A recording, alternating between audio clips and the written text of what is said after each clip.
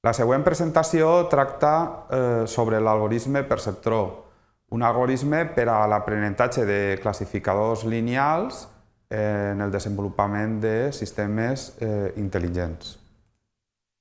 Els objectius formatius de la presentació són aplicar l'algoritme perceptró a una tasca de classificació i explicar el comportament de l'algoritme perceptró en funció dels seus paràmetres.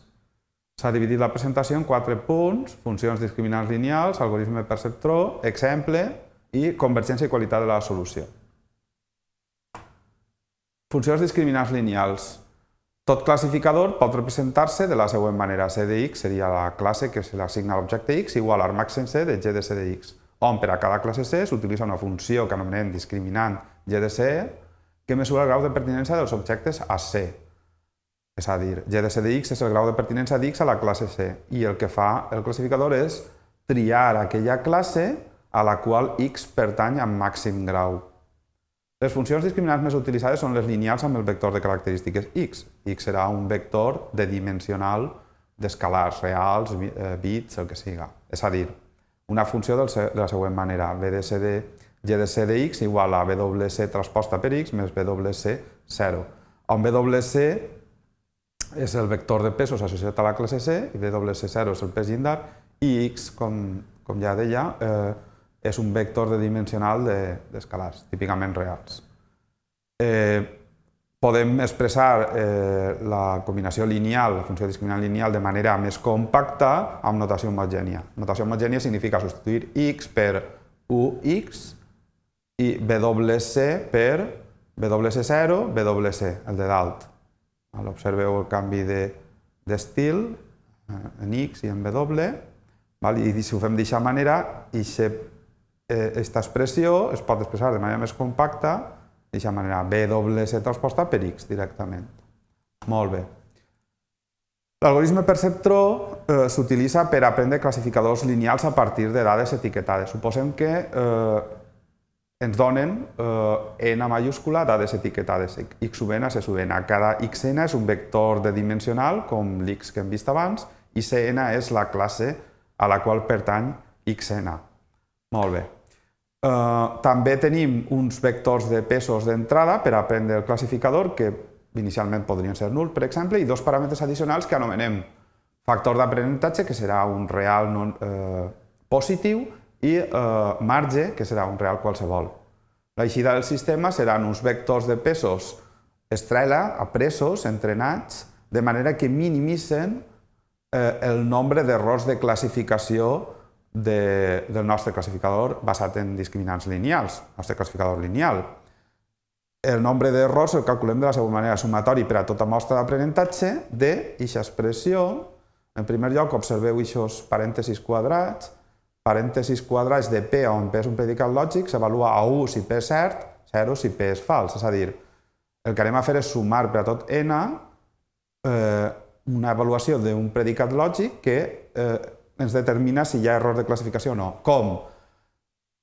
Quan hi ha error de classificació? Hi ha error de classificació quan entre totes les classes rivals a la Cn, que és la classe correcta de la mostra enèsima, hi ha una que mostra amb la qual obtenim un grau de pertinença major que el que obtenim per a la classe correcta de la mostra xn. Aquesta expressió d'ací és la funció discriminant lineal de la classe Cn avaluada a xn, és a dir, el grau de pertinença d'xn a la classe Cn, i aquesta expressió d'ací és el mateix per a la classe C. Si hi ha alguna classe rival que supera, segons el nostre classificador actual, a la correcta, aleshores això és un error de classificació i caldrà canviar els vectors de pesos. La B que apareix així és el marge. En principi podem assumir que és un valor nul, per simplicitat.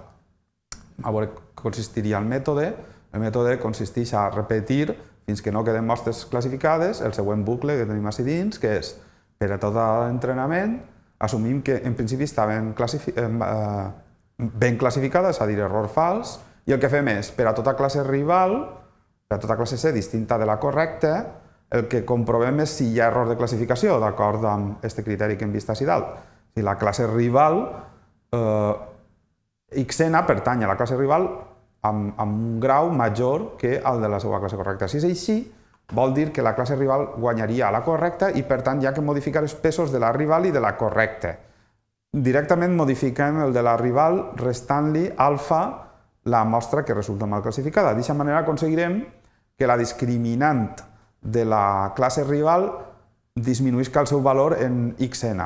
I marquem que es produeix error, de manera que quan acabem de recórrer totes les classes rivals, si hi ha hagut error en alguna d'elles, corregim també el vector de pesos de la classe correcta i li sumem xn. D'aquesta manera aconseguim que la discriminant de la classe correcta augmenta el seu valor per a xn. I això ho fem per a totes les mostres. Si hi ha almenys un error, repetirem el bucle altra vegada per a totes les mostres i si no hi ha cap error, acabarem. Anem a veure un exemple. Considerem el següent exemple, són dos punts, blanc i negre, i anem a aplicar l'algoritme.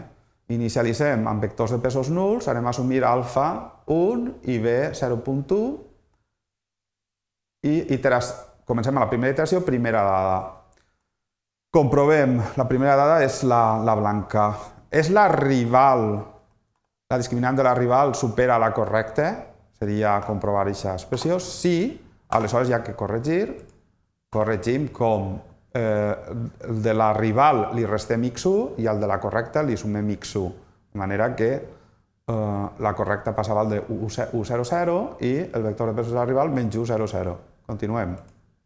Iteració 1, x2. Estos són els vectors de pesos actuals. Ara anem a considerar aquest punt i el que fem és la discriminant de la rival, la discriminant rival avaluada a aquest punt major que la discriminant de la correcta avaluada a aquest punt?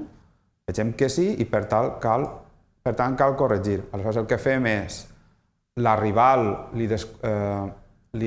descontem x2, així seria x2, i a la correcta li sumem x2. De manera que el vector de pesos de la classe blanc passaria a dalt d'aquest valor i el de la negra a aquest valor. Iteració 2, x1.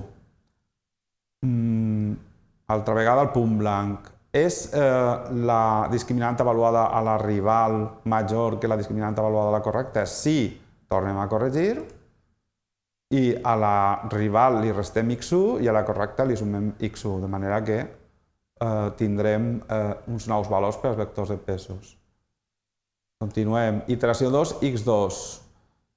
Seria ara aquest punt. Tenim aquests vectors de pesos actuals. És la rival avaluada a aquest punt, li atorga un grau de pertinença major que la correcta, la discriminant de la classe correcta? En aquest cas no, per tant no hi ha que fer res. Passem a l'iteració 3, x1.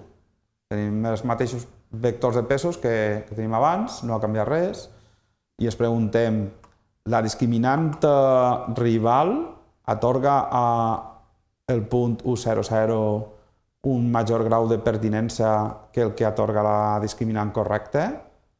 No. Continuem. Tornaria a passar també en la iteració 3 amb x2 i, per tant, acabaríem. Acabaríem en aquests vectors de pesos. Si igualem les dos discriminants, obtenim l'equació que ens caracteritza el joc geomètric dels punts on les discriminants coincideixen, que és esta recta. A un costat de la recta els punts seran tal que la discriminant d'una classe supera l'altra i a l'altre costat de la recta al revés. Sabem que en aquesta part blanc supera negre, per tant, aquesta seria la regió de decisió de blanc i així serà la regió de decisió de negre. Els punts es classifiquen sense error i l'algoritme ha acabat aconseguint una classificació correcta, sense errors.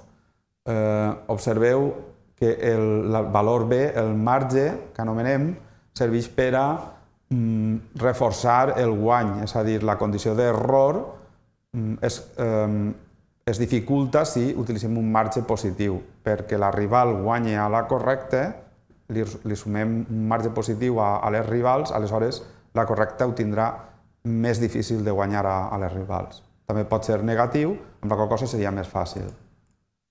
En general, perceptró convergeix si les dades són linealment separables i el marge és no positiu, convé implementar-lo un màxim nombre d'iteracions. Quan alfa, el factor d'aprenentatge, tendeix a 0, la convergència és suau però més lenta, i la qualitat de la solució dependrà de si les mostres són linealment separables o no. Si ho són, obtindrem fronteres amb poca folgança si B és negatiu i fronteres centrades si B és positiu.